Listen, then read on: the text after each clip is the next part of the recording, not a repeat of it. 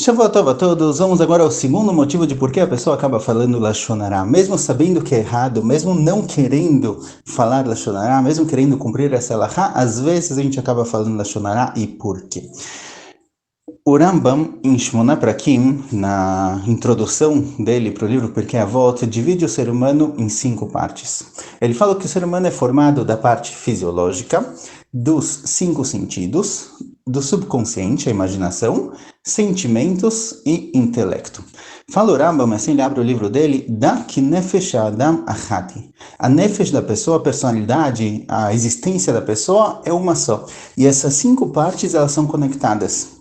A parte dos sentimentos e dos pensamentos, os 5 sentidos com o subconsciente e a parte fisiológica da pessoa, todas elas são conectadas. A pessoa não consegue separar entre elas, uma influencia a outra. Então, por exemplo, não vale a pena fazer compra no supermercado quando você está com fome. Não só por gula, porque você vai querer comer muita coisa e você vai acabar comprando a mais, e sim porque às vezes a fome vai fazer com que a pessoa pense errado, analise errado, calcule errado o que ele precisa comprar.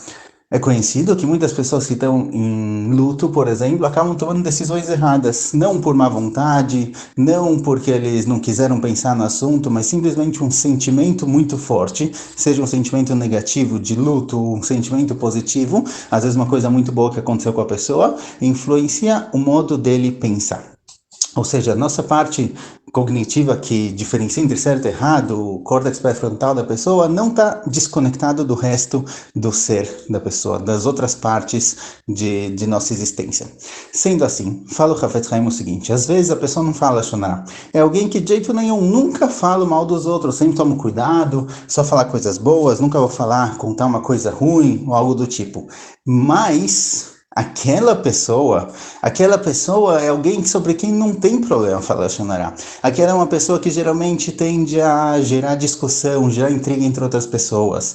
Ou geralmente eu não falo Lashon Hara, mas nesse caso específico eu preciso, é permitido falar Lashon Hara. A pessoa usa as condições nas quais sim pode falar Lashon Hara, como a gente vai aprender nas Halachot, para explicar para si mesmo, para se convencer de que nesse momento é permitido. Então ele vai falar, não, é uma coisa que todo mundo já sabe. Se todo mundo já sabe, não tem problema falar o Xanará. Ou é uma coisa que, sabe, se a pessoa estivesse na minha frente, eu também falaria. Não estou falando isso escondido, eu falaria na frente da pessoa. Então, muitas vezes, a pessoa que não quer falar Lashon Hara, ela acaba falando porque ela se convence de que nessa situação específica é permitida. Só que ela faz isso baseado no quê? Muitas vezes é baseado num sentimento de inveja que ele tem da outra pessoa, e mesmo que na hora você tem certeza absoluta que não tem problema, isso daqui muitas vezes é errado, se a pessoa não tiver com muita clareza sobre as halachot, sobre realmente qual é a situação em que é permitido fazer Lashon Hara.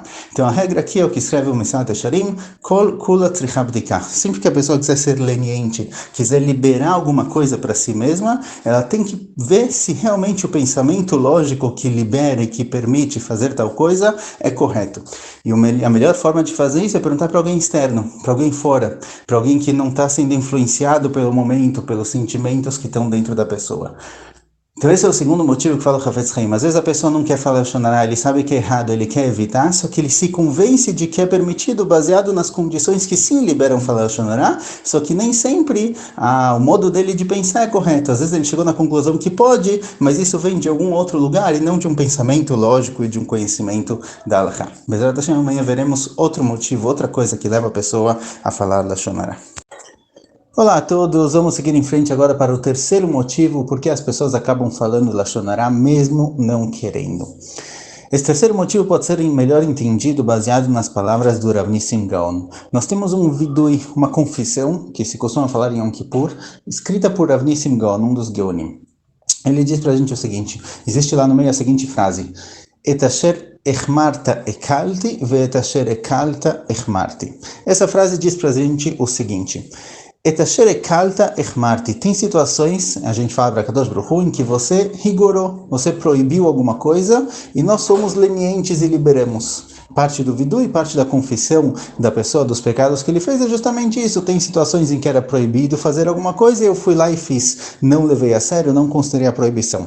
Porém, a continuação é um pouco estranha. A continuação diz: Et asher ekalta echmarti. Tem coisas em que você, Hashem, permitiu, você liberou, foi leniente, e eu fui e decidi rigorar, preferi não fazer. Agora, por que isso entra na confissão? A priori, se a pessoa decidiu não fazer algo permitido, ele não perde nada com isso. Fazer algo proibido realmente precisa confessar, falar, olha, não pode, não deveria ter feito. Mas quando eu decidi rigorar em algo que a priori era permitido, qual o problema?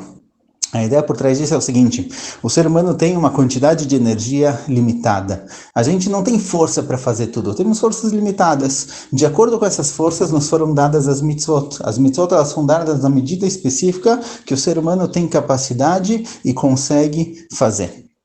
Quando a pessoa decide rigorar mais do que o necessário e fazer mais do que o obrigatório, ele está gastando forças num lugar errado, ele está gastando forças num lugar desnecessário e essas forças vão sair de outro lugar. Elas não vão ser criadas a mais.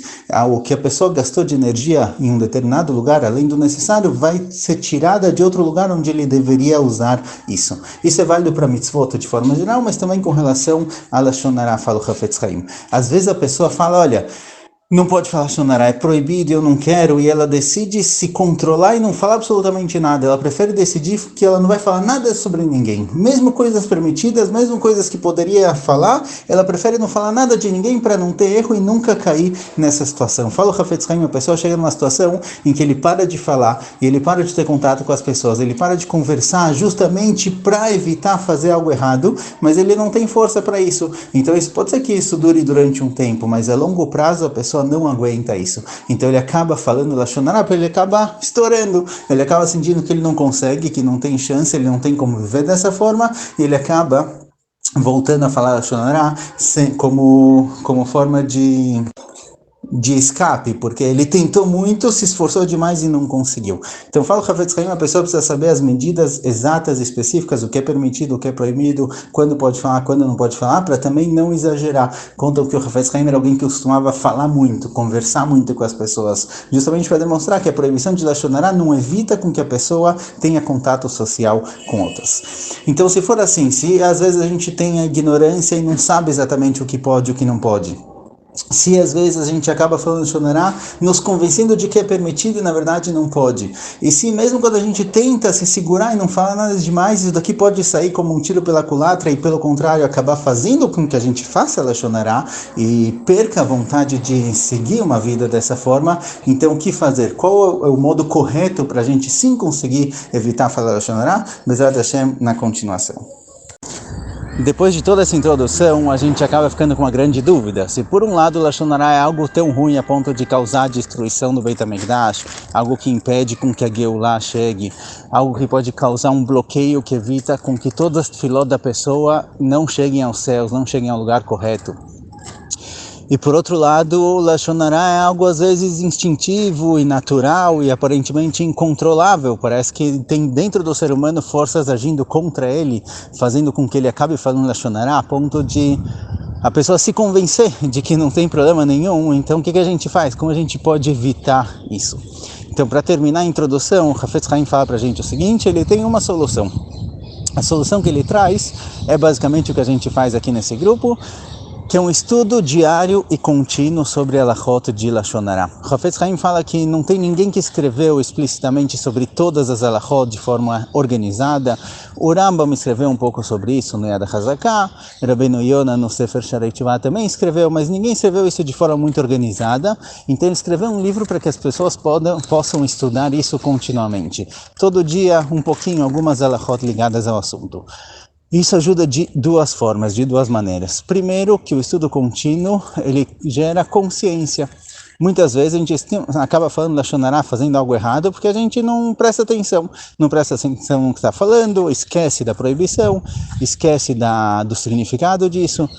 Então o estudo constante, ele gera consciência. Consciência, quando a gente tem consciência da importância de Lashon Hara, de tomar cuidado com isso, isso gera vontade da pessoa de realmente agir dessa forma, de evitar falar mal dos outros.